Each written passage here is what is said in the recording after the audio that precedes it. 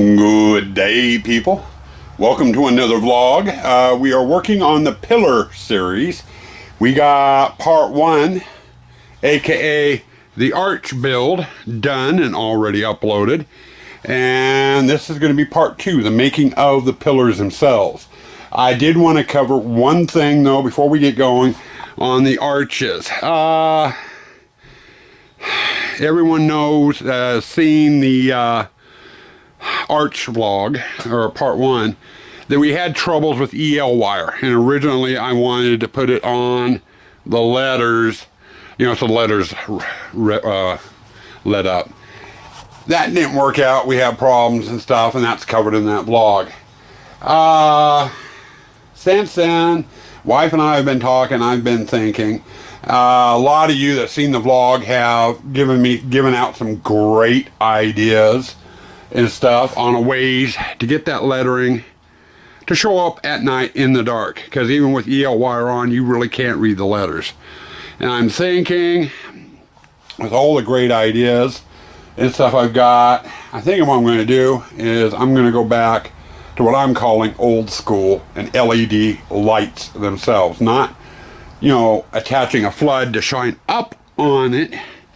I'm thinking I'm probably going to end up going through, and I'll mark out like a 1/2-inch space along each of the letters all the way around, drill out holes, and I'll insert LEDs. And I call the exit, I'll use red LEDs on there. The green, I'll use green LEDs. And I don't know if we'll show much of that in this vlog or not. Probably not, but it's going to be a nighttime thing. You know, I get tired of being out here in the shop. It's something I can go in the house, sit down, relax, and do. You know, you'll definitely get a look at it once they're done, but I have a feeling that's going to be for another vlog.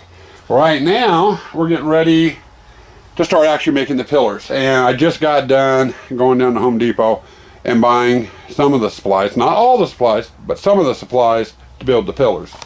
I started out with 2x3s for the frame. And we're going to be using a combination of the 2x3s and some 2x2s to do the frame.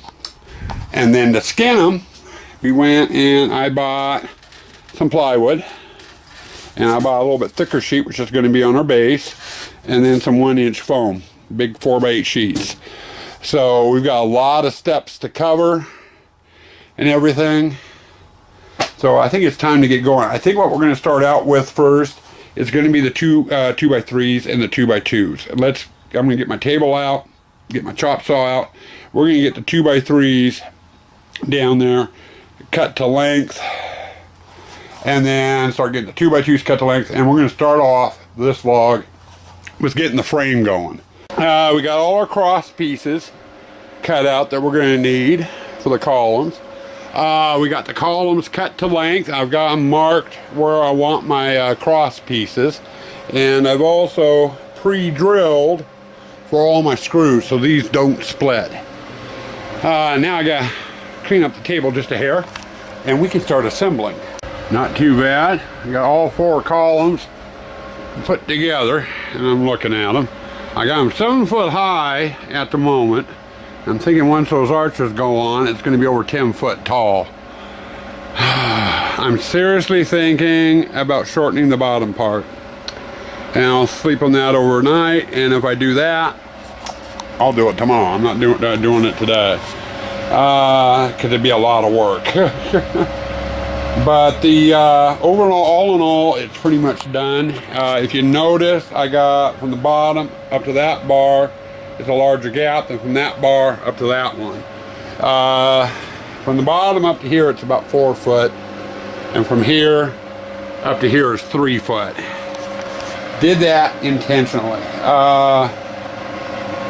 One of the problems I've been seeing with everyone else's designs on their pillars, you know, they'll put, you know, a couple of masonry bricks in the bottom of them, several bags of sand, or 5-gallon buckets of water, what have you, you know, that weigh them down.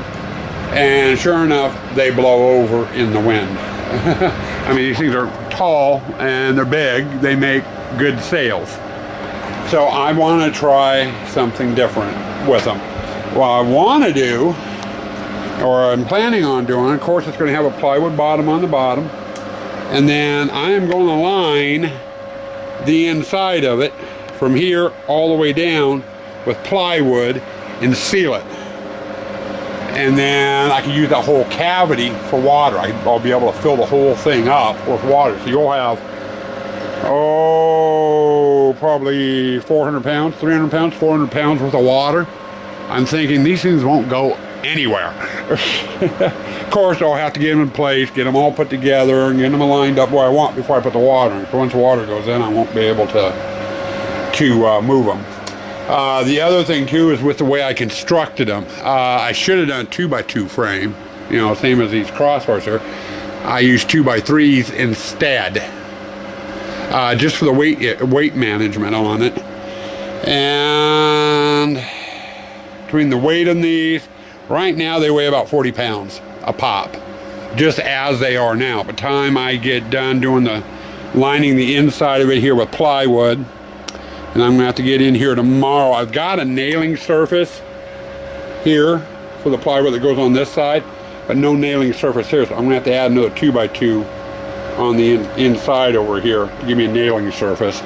Time I add that on there, the plywood on the inside, the plywood on the outside, and the foam, these things are probably gonna weigh about 80 pounds a pop. Heavy. Which is what I want. Heavier they are, the less likely it is to blow over. Then you add the water inside. But basically just kind of wanted to give you a look, and they're too big and I don't have enough room to get out of the way to show you the full extent of them. But another reason too, here for the 7-foot height, I'm planning on putting a layering skeleton up here on the top on each column, and the feet are gonna dangle down the outside of them. I didn't want them so low to where people could get a hold of them, or kids specifically would be able to get a hold of them and mess with them. So I wanted them a little bit higher. I figure the legs are probably gonna, feet are probably gonna hang down to about here. You know, from up there to here, about 3 feet.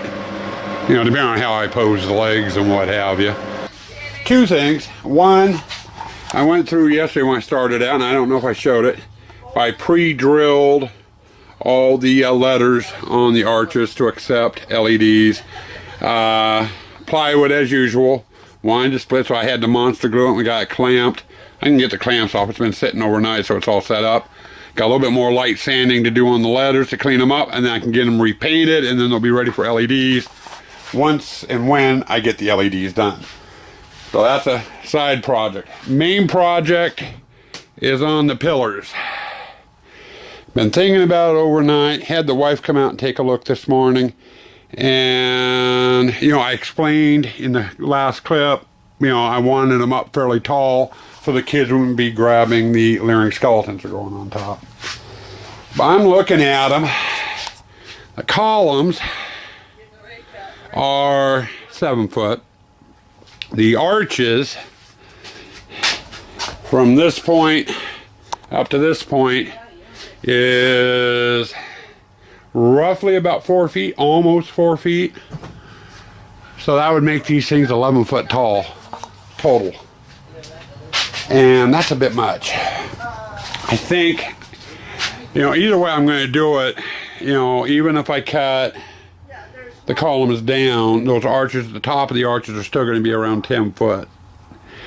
But the columns are just way too tall. I don't like them. Wife and I were sitting there talking about it. We both agreed. So today it's going to be an alteration day. I am going to cut a foot. This is the bottom of the pillar here. I'm going to take a foot off the bottom of the each of the pillars, which means not only do I have to cut the 2x3s off, so they're 6 foot long, but I'm going to have to pre-drill the holes down here for my cross members and stuff as well. So it's going to take some time, but we're going to go ahead and get going, get started. I don't know how long it's going to take and how much further we're going to get today, but definitely today by the time chat starts, yeah, it's Wednesday, we got vid chat tonight, we'll have these down to 6 foot. Okay, one done. Just got one finished, and you can tell the difference there between the height. That's a lot more manageable, I think, altogether. Those were just way too tall. So now I've got one done. We need to go through and get the other 3 done. Been working on the frames most of the day, and we got them cut down to their 6-foot limit. So and they look a lot better. And then we did some adding on to it. You'll notice up here I added an extra block of wood, and I did the same thing down at the bottom. I wanted a little piece of extra backer in here for my gates. This is where my gates will be attaching to the pillars at. So I wanted some backing both at the top and the bottom. Now I've also gone through and took some 2x2s, and you can see them better there. This will give me some backer for the plywood that's going in here for the water box part of it. I got all 4 pillars done, so they've been cut down. We added the gate pieces, and we got the things framed in. And then I got the signs out, they've set. I got them unclamped. I started with this one. There was a lot of, like there, you can see it, Gorilla Glue spill off and stuff. So they need to be cleaned up. Haven't done the exit yet, but we got the enter done, and it's ready to be repainted. So, oh, and I also had to go through and clean out the holes a little bit. The Gorilla Glue filled in some of them. But, you know, we made some progress out here today. Now tomorrow, it's only Wednesday. Tomorrow I would normally be out here working in the shop as well.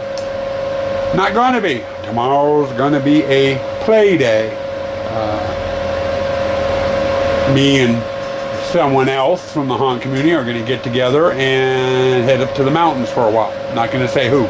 I might vlog it. I might not. You might see it on that person's vlog, because he does vlog as well. But I'm gonna take a play day tomorrow, so no building. Now, with the way this build is going, it's going to be a long build on part 2 here. So I think you're going to get a weekly vlog on this one. We've got the framing stage done. So we're just going to upload the framing stage. And then next week when I get back from work, we'll be sheathing these. I got to sheathe the inside of the water box and sheathe the outside of them. And we'll see how long it takes to do that. And we'll do a little bit more work here on the arches too. You know, and see how far we can get on the arches. At least I'd like to get them cleaned up, get them repainted. And I can just set them off to the side and be done with them until I get the LEDs in. But anyway, that is what you got to look forward to tomorrow. And I'm noticing the lens is dirty, so I'm kind of foggy, I bet. That didn't help. It helped a little bit. Now you're not so foggy. But anyway, I'm going to bring this vlog to a close. Stay spooky, stay toxic, and we'll see you next week.